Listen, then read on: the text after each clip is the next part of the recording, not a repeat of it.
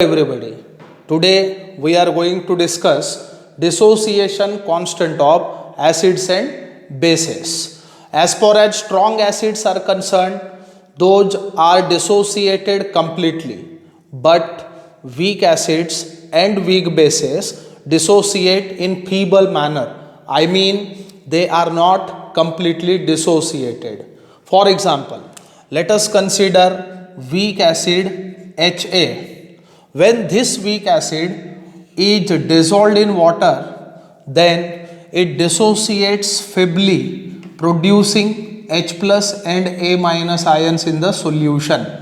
So, in order to calculate or in order to determine the dissociation constant of this weak acid, we need to apply law of mass action to this equilibrium. So, by applying law of mass action to above equilibrium, we get dissociation constant of this weak acid, that is Ka. So what will be the Ka? So Ka equals to concentration of H plus into concentration of A minus upon concentration of Ha, where Ka is nothing but the dissociation constant of weak acid.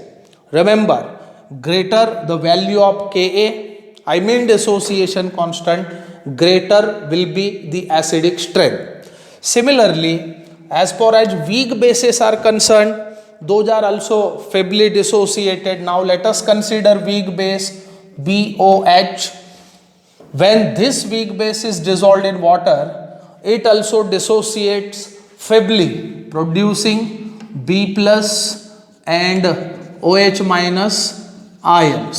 So in order to get dissociation constant of this weak base, we need to apply law of mass action to this equilibrium now.